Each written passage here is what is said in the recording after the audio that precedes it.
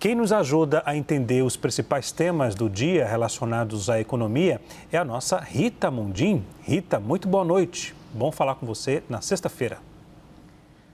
Boa noite, Leandro. Rita. Boa noite, Leandro. Boa noite. Rita, o ministro Alexandre de Moraes disse que é preciso analisar se o governo utilizou o decreto de aumento do IOF apenas para fins fiscais. O que isso quer dizer, hein? Olha, Leandro, quando houve a decisão do ministro Alexandre de Moraes, o índice Bovespa, que estava até caindo, né, recuperou e fechou em ligeira alta, com um volume ridículo por causa do feriado nos Estados Unidos. Então, você diminui muito o volume dos mercados pelo mundo afora, um volume de apenas 9 bilhões. Mas vamos ao que interessa. Alexandre de Moraes deixou no ar um questionamento sobre aquilo que é o X da questão. O IOF, como eu venho dizendo aqui quase que todo dia, é um imposto regulatório e não arrecadatório. Quando o ministro da Fazenda fala que ele precisa do IOF para cumprir a meta fiscal, então ele está deixando claro que ele está usando um imposto regulatório como arrecadatório.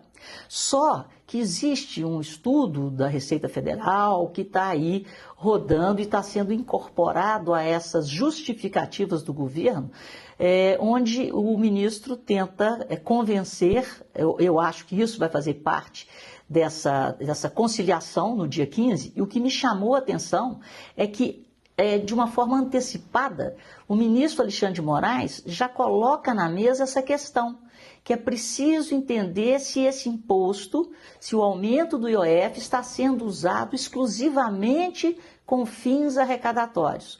Ou seja, vai ter uma casquinha de banana aí, onde podem alegar que o governo está fazendo uma correção tributária. Então, não seria só uma finalidade arrecadatória, mas talvez, né, vão tentar provar que tem algum viés regulatório. E esse é o ponto.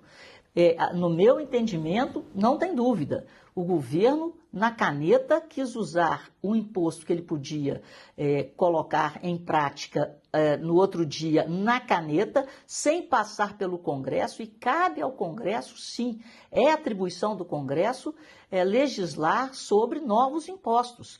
E esse imposto específico, o IOF, ele deve ser usado em condições excepcionais para regular fluxos, ou no câmbio, né, ou no crédito, ou em investimentos. E o que está havendo é um uso para fins arrecadatórios. Mas vamos esperar dia 15.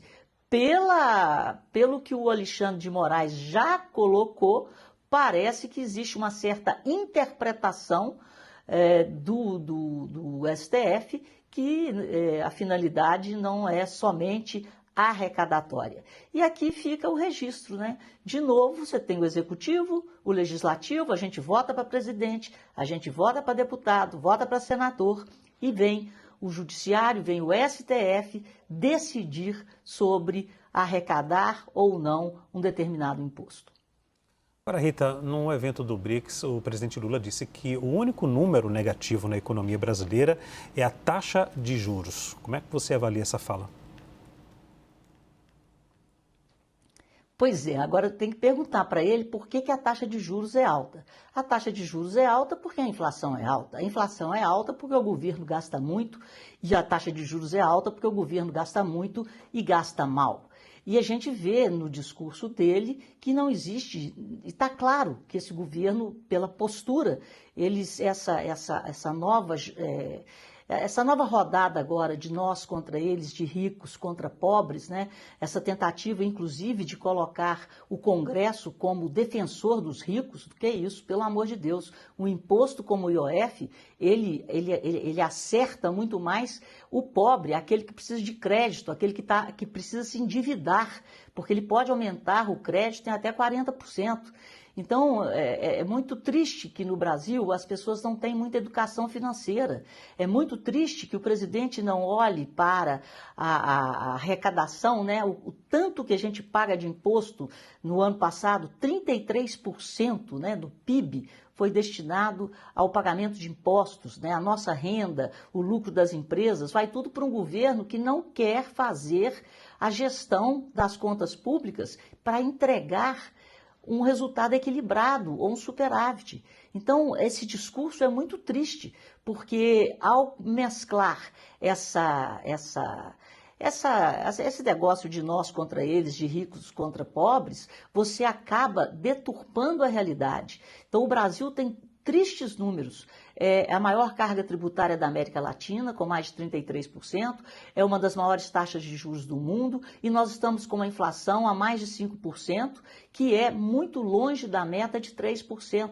E o pior, nós pagamos de juros por causa desse endividamento, dessa dívida crescente, pelo mau uso e pelo aumento da nossa dívida, porque nós não conseguimos equilibrar as contas, nós pagamos de juros no ano passado 954 bilhões. 954 bilhões de reais que poderiam estar sendo usados com outros fins, em educação, saúde, segurança, infraestrutura. Então, os números do Brasil em relação à gestão do governo são os piores possíveis, porque eles mostram que o juro é alto porque a gestão é ruim, pagamos muitos juros porque os juros internos são altos e para carregar a nossa dívida a gente está pagando quase que 1 trilhão por ano. Então é muito triste isso, a inflação é alta, que consome, né, acaba com o poder aquisitivo do cidadão. Então tem muita coisa por trás disso. Então não é simplesmente falar que são ricos e pobres, não.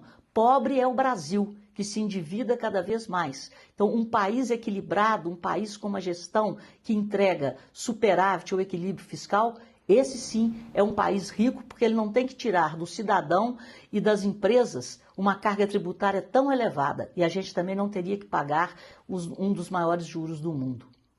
Agora, Rita, o presidente Lula também disse que as políticas de austeridade fiscal não deram certo em nenhum país. E na Argentina? Pois é, ele está acabando de chegar da Argentina, né? Pois é, parece que ele não leu muito sobre a revolução que a austeridade fiscal, que o equilíbrio fiscal está fazendo na Argentina. E em troca desse bom trabalho que tem sido desenvolvido pelo Milei na Argentina, diminuindo o tamanho do Estado, cortando, né, os privilégios, o que nós temos visto é que o Lula está pedindo aí um novo posicionamento do financiamento, né, global, e está falando aí das instituições financeiras que foram criadas em Bretton Woods, logo depois do pós-guerra. Aí nós estamos falando de FMI e Banco Mundial. Eu acho que nós podemos ter uma surpresa, porque o maior financiador do FMI e do Banco Mundial são os Estados Unidos.